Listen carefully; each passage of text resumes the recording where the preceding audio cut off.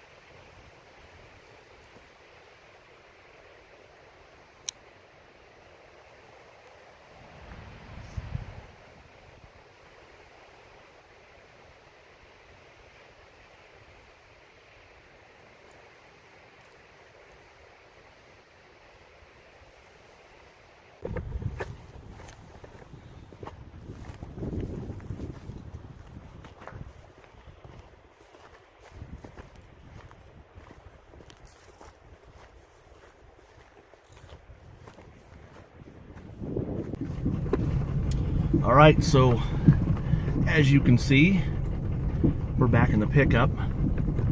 It's about 10:30 right now.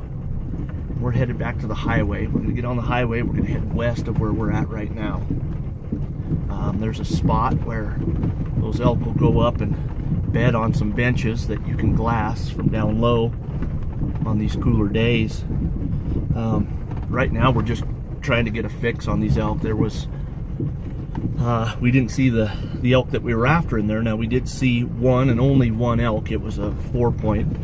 I have a sneaking suspicion it was that same one we had the close encounter with, but he was probably 400 or 500 yards away, but we did see him. So we didn't get totally skunked. So we're gonna head back the highway, take a little left turn and go west. Then we're going to go see if we can glass up some elk, because I've kind of wore this spot out a little bit. Unless something really changes significantly to where they start rutting heavy, I've got to find some more elk. So it shouldn't be that hard, right? So wasn't a total loss though.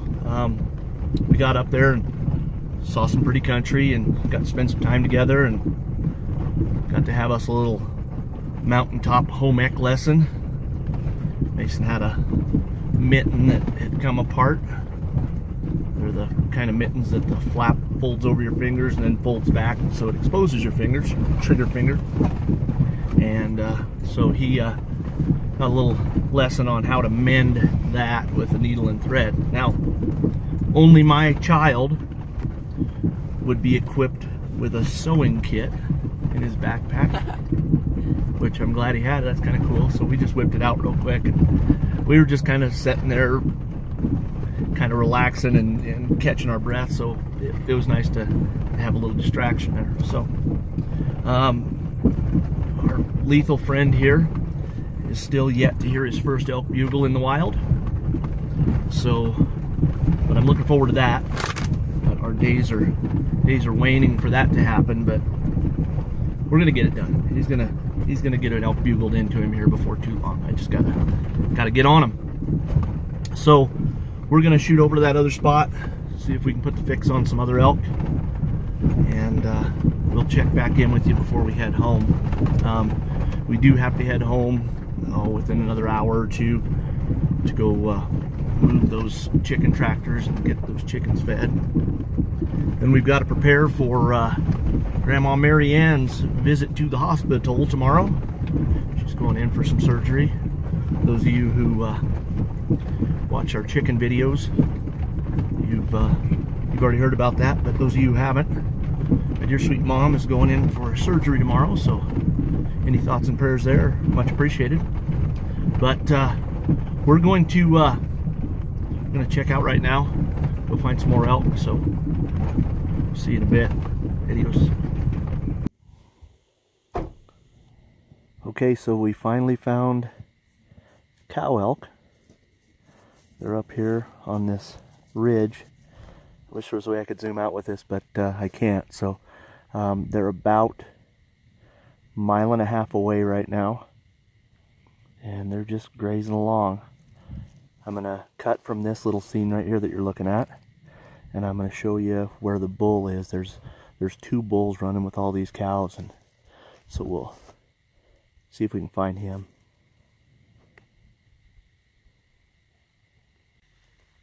All right, so this is where that bull was earlier. I'm not sure if this isn't him up in the top right of the screen in the bushes there.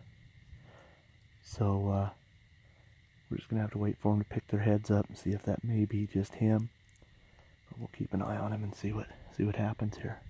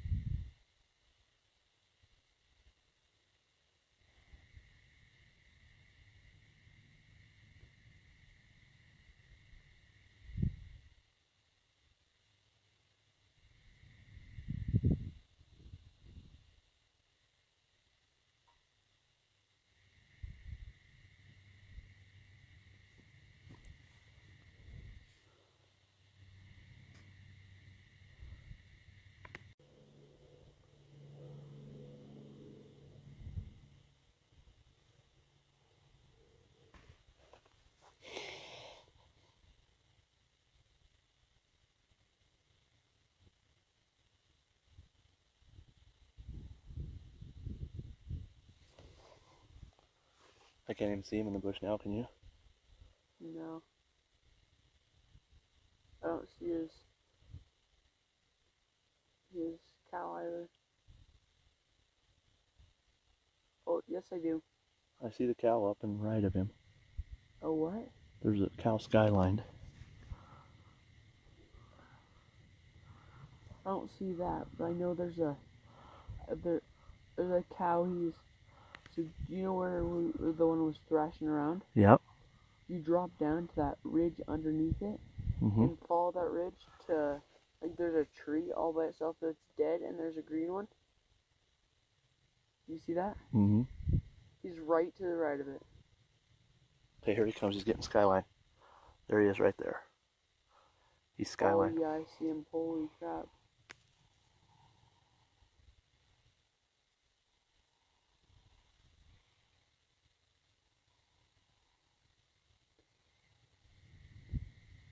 He's a good 6. He's a real good 6. I can see the antlers on here from here. Yep.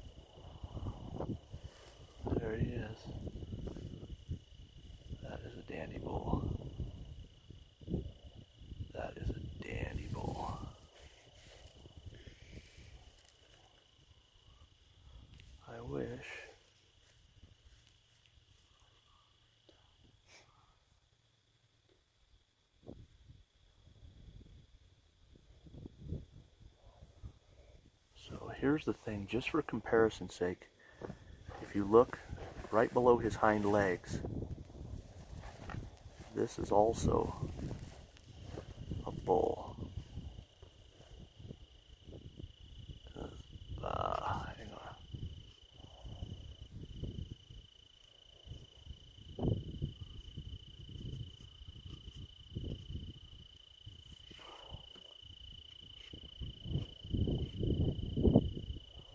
Okay, so top center of the screen is what we call a shooter bull. Hold on, let me get the focus set here. So top center is the shooter bull. Right below his hind legs is a raghorn bull. So that's what we're after right there.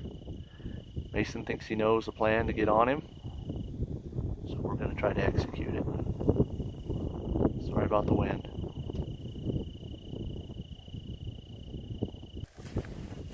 There you go. That's him right there, top of the group. He's got good length, good width, fair amount of mass. Why he's tolerating that smaller bull being around, I don't know, other than I can't imagine that any of those cows are in estrus yet. So, yeah, that's a good bull right there. That's our shooter. I mean, we're over a mile away right here, but that's a good bull.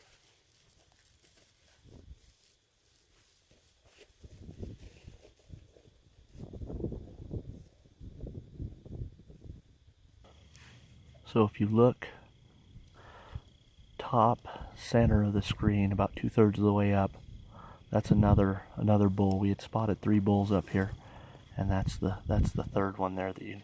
His head's back to the left.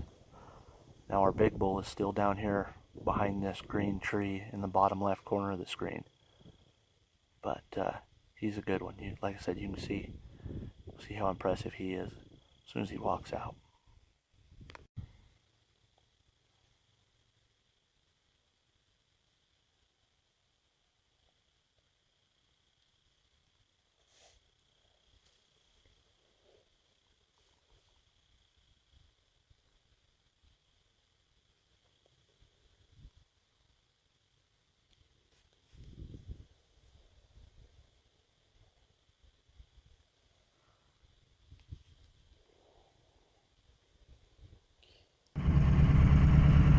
All right, so we are all done for the day. We've got to get back.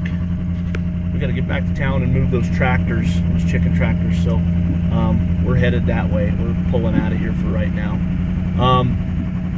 Hope that video of that bull through the spot and scope turns out. I mean, you can just see, even though it's so fuzzy, you can see what a good bull he is. I mean, especially compared to that other bull that, I mean, I'd shoot in a general area any day of the week.